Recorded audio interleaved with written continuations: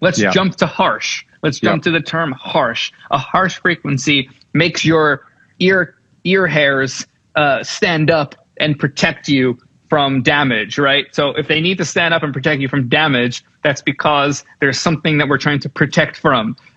In that case, then we should, oh my God, thank you for that. In that case, we should use it minimally, right? Like maybe there's a bridge section that needs to jump out and be more aggressive. Maybe you're listening to 9 Inch Nails and the energy needs to be there. But at the same time, you listen to 9 Inch Nails and there's harshness to it. It's controlled harshness right at that kind of that boundary, that threshold of too much. Trent Reznor's a genius at that, right? Like just going to the edge and pulling it back. Even old System of a Down records, like this era of sound was just shy of too harsh, but there was enough warmth that made it feel musical, right? So it's nice to, it's not, oh my God, Ryan is on one. It's really nice to use the two in conjunction. There's no such thing as warmth if there's no harsh, right? Like we can't hear warmth without understanding what harsh is. It's a relationship, Yeah, so I think that's important. There's a good question in the chat from YW Music. Why is analog always associated with warmth? And I think no idea. Well, no. I mean, I think it's pretty straightforward. It's that when people talk about analog, oftentimes what they're talking about are tubes and tape machines, which soften transients and add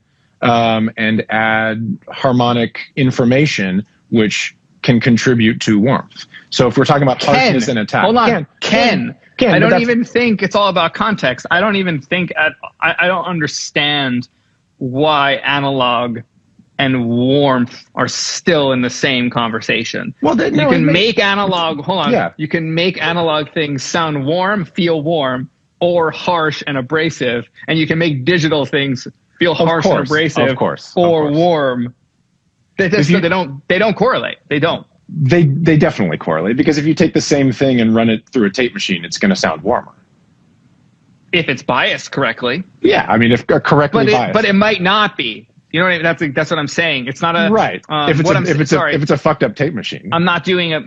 But more so than not nowadays. Nobody uses tape machines. Yeah. But if you did, the chances are you're not going to have a good one with a tech on hand.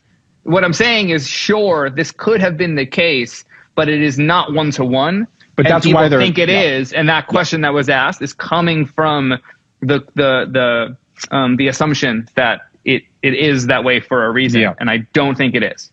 Well, it's because, well, I'd say the vast majority of people watching these things have never worked with a tape machine and don't understand, but they've only seen the emulations and what those emulations are trying to do, and I haven't really found one that sounds exactly like it, are trying to get the character of tape machines, which, back in the day when they're biased correctly, should add some amount of harmonic content and reduce transients. We talk about saturation, but that's the reason that they're associated. Of course, it doesn't mean that that's necessarily the case, but certainly if all things being equal, the only thing that a good tape machine and tubes will add is harmonic content and ducking transients. Yeah, what is a tape machine? Exactly.